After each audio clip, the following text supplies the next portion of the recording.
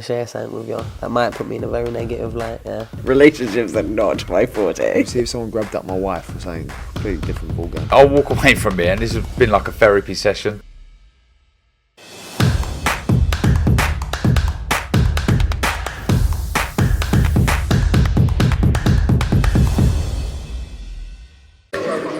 Andrew McCART, IFL TV, proudly sponsored by Everlasting. Mark, I can talk to you all day. We just had a conversation before I pushed record, and I can talk to you all day about everything, man. Same with you, man. I'm learning about you all the time. I remember when we was in Dallas, and I watched you spar in the ring where we used to the gym in the hotel, and I thought, man, I wouldn't want to meet you down a dark alley. You can fight, man. You can fight. You're fit and all. Listen, kudos. You can fight as well. So I'm not going to say I'll never spar you because I don't think that'll ever happen. But you really impressed me. You really impressed me because I look at you as this interviewer and that. But when I've seen you do your bits and pieces around the boxing, you know, your onions. Listen, I'll take that as a compliment. That's probably one of the best things somebody said to me in an opening interview. Where do I go from here then? I'll just talk about the man to your left, and Big Johnny Fisher. He's in a division where it's thriving again. It's got dangerous fighters in it. He's a young man. He's only 23 years old. 24 years old. I was way off, but 24 years old. He's got a good head on them shoulders, and he's a likeable character. But he's got a tough test on Saturday against an unbeaten opponent. Well, not an unbeaten opponent, sorry, an opponent with a winning record. Yeah. How's he looking? He's in fantastic shape, in a fantastic place, as always. Johnny Fisher. He's a dream to work with, you know, as a fighter. And he's been out to Las Vegas. He's had some great experience out there. He's had some seasoning out there, so he's had a good opportunity to do that. And he's in a great place. Yeah, I expect him to look and do the business on Saturday night for sure. Yeah. When you look at heavyweights don't come into the prime until the 30s. I mean, you just need to look at guys like Anthony Joshua, Wilder, Usyk, Joyce. Yeah, he's up there in the late 30s as well. But you don't really become a man until you're in a heavyweight division, until you're in them 30s. He's still got a lot of growing to do, does Johnny? He's got a lot of growing to do. You know, as in being seasoned and experienced, and his body will dense up as he gets older. But as long as he's got the flavour and he's in the game 4 years' time, and like you say, look, they don't start maturing until like their 30s. So he's a baby. He's a baby. It's his 8th pro fight. His first 8-rounder, and then 2 rounds won't make a difference. He should be a little bit more measured because of them 2 rounds. When I mean measured, he's got to look more. He's got to look at what's in front of him, not be too eager what he wants to do. Just have a look, keep the man in control, whoop, before he lets the big one go. Yeah. Like I said to you, he is a very, very young man in a dangerous division. But I said to him today, you're such a likeable man. You're friends with Fabio Wardley, you're friends with Joe Joyce, you're friends with everyone there in the heavyweight division. So how hard is it going to be for you to get up for a fight when you have to fight one of these guys? No, he's a winner. He's a winner. He's aggressive, very aggressive, and he's a winner. And he's got a big heart. Listen, he's got a very, very big heart. All he's got to do is just keep learning and learning his craft. That's all he's got to keep doing. And you know, his management bring him on at the right time, and you know, ourselves as well. Yeah. That English title. And the British title for the heavyweight is always a dream. I spoke to Johnny, he wants that British title. But like I said to him, when you look at them British guys at that level, you've got that Fabio Wardley, you've got these guys, and you've got like this David Adelaide's, you've got dangerous fighters in this division. So when is Johnny ready for that? Like I said, he's still a baby, but when is he ready for these guys? Yeah, well listen, look, we start talking, see them fights of David Adelaide's and that, they're no different to Johnny. They are where they're at. They're all about the same. Another, I can't put a number on it, say 10 fights time, then you know they want to start competing with one another, and that's what you do. I mean, you've got to start somewhere, and when you start, you've got to build and grow and learn, toughen up, harden up, and get cuter, and that's what Fisher's doing at the minute. Yeah. I said to him as well, the question I put to him was, we mentioned the guys in the division, the Joyces, the Usyks, the Wilders, the Furies, the Joshuas, they're all in the mid-30s to late 30s. The heavyweight division is going to need that face. They're going to need a couple of faces to carry on that mantle, to carry on all these big fights. I said to Johnny, are you that guy? He's a humble man, but is he that guy, Mark? Is he that guy? In what way? What do you mean? I mean, the face of heavyweight boxing, the face of boxing. Like I say, like you've got the Gypsy King, you've got Josh, you've got Wilder. Is he the next guy?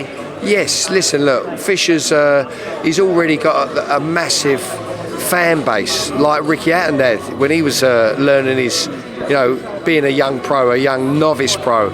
So he's got everything at the moment. He's a promoter's dream and a manager's dream. He's a big guy, as in a heavyweight. He's athletic. He can punch. He can move. And he's on a platform like Matchroom Boxing. He's got the world at his feet. He's got to get experience. You've got a busy gym now. I've noticed I follow you on Instagram. You're very, very busy with your fighters.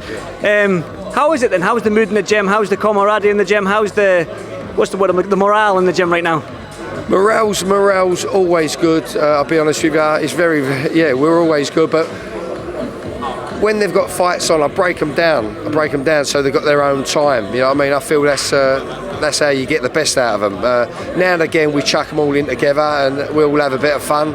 But when I start splitting them up and breaking them down, as in giving them their own slots, they know that it's business time. Do you know what I mean? So although we like good morale, which when it's business is on, it's work. Yeah.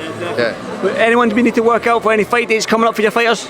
We've got there are a couple of fighters that have got dates. I can't really make an announcement just yet, but they're very, very soon. And I've got one good fighter who's on the Joshua card. I'm going to say that, I can't help it. And so but he'll be announcing that very, very soon. Yeah. So the anti-Joshua card at the O2 on the 1st of April. But I might get a bollocking now for saying that, but I ain't said his name. Listen, keep it hush hush then. Ellie Brooks here. I know you train her, and Ellie Brooke, she's here. You train her. How is it training somebody that's never boxed before and just came in and is making a go at it in these influencer shows? Do you know what, Elle Brooke, to be fair, Elle Brooke, Johnny Fisher, senior or junior, both of them actually, they introduced me to Elle Brooke, and out of respect, I went come in Monday, Wednesday and Friday, 2 weeks, let me have a look at you. And then by the end of them 2 weeks, her manager gave me some plans, what he had for her, and I thought, I like to work with people that gives me themselves, and I know I'm going to get results from them. And I've really enjoyed the journey so far. It's been great. She's doing brilliant. She's doing really, really well, and I'm great for you guys and a lot of guys here saying how well she's come on, because I'm with her a lot, and I do know she's come on. But in her first 2 fights, they got no background at all in fighting, in boxing at all. So it was important for me to see what her best attributes were, and her attributes are: she got a big heart, she can punch a little bit and all. She had to get a little bit accurate, and so I worked on being hard, fast, and first. And don't be second, otherwise you could lose. So we got the 2 fights out of the way. She done the second one in brilliant fashion on the Misfits card. She literally she stuck it straight on this big, tall, 6 foot girl, and she got clipped on the way in. But she stuck to the game plan and dropped her and stopped her in the first round, which was a difficult task with limited or no experience at all. Only her 1 fight. So from there, she went away to America on holiday, went skiing, come back. She says, I felt that she wants to take this up really, really serious. So I started to work on her for 4 days. I've done some defence with her. I said, your defence is your feet, is your parrying, your blocking, and then slips, well done. And your counters after that. I didn't want to go too far. Anyway, I've done about 4 days with her in the gym, a couple of hours a day for 4 days. That might not even been that. I put her in sparring. She did it. She did it. I watched her for 30 seconds. I thought to myself, Andy, hold up, it's just started. But she done it. She slipped, moved her feet. Now she knows how to evade shots, slip shots, parry shots and ride shots. But then I give her another spar a couple of days later and she did it again. So you can make something of a 24-year-old girl that's got art and can punch and has got a good brain like that. So, I have a lot of faith in people that want to get their heads down and work. Yeah. Mark, let me put a proposition to you. I've been trying to get on these Misfits cards. I've been trying to get a little fight, but I think they said that I've not got a big enough profile and I'm maybe, in their words, too good, sort of thing, right? But if I do get a slot, if I do manage to get on these Misfits cards and fight somebody, maybe, I don't know, somebody said Salt PAPI to me, I have no idea who Salt PAPI is, but they said, did you fight Salt PAPI? I said, yes. I need a coach. I'm your man. I'm your man. Listen, Salt PAPI, bring it on. We'll have it. We'll do the business. We'll do the business. You're too strong for Salt PAPI. He might be a slickster and a mover, but we'll crowd that work. We'll man him up, and we'll get hold of him. Well, I want to ask, would you ever do something like that, like a trainer versus a trainer type thing? I've thought about myself, like, I've seen you. You can still move a little bit. I've seen you. So would you ever do something like with I don't know if there was a trainer influencer show type thing for charity or whatever it may be, like you against Shane McGuigan, you against Jamie Moore, you against. Who else have you got? You've got all these, like Joe McNally in Liverpool, all these guys that used to fight, all these coaches that used to fight, maybe 16-ounce gloves. Would you ever do something like that? Well, do you know what? I just picked up and you said I can still move a little. so I'm 54 years of age, and I don't want to outstay me welcome, but never say never. Never say never. Is that? So you give me a hint there. What's that? Well, you can make what you want of it. Right. Well, listen. I would like to see it, man. Like I said, you still look good. You look in good shape, and if you want to be my coach, if I ever do get on these influencers, I'll just ask you how old you was, and listen, I'd like to, if that fight comes off with you and Salt PAPI, let me get around you. I'll know how to beat Salt PAPI. There you go. Listen, I'm holding you to that. Let's try and get this made, Mark. Thank you so much, mate. Good man. Well done. Thanks, Andy. Thank you, Mark. Thank you. Thank you.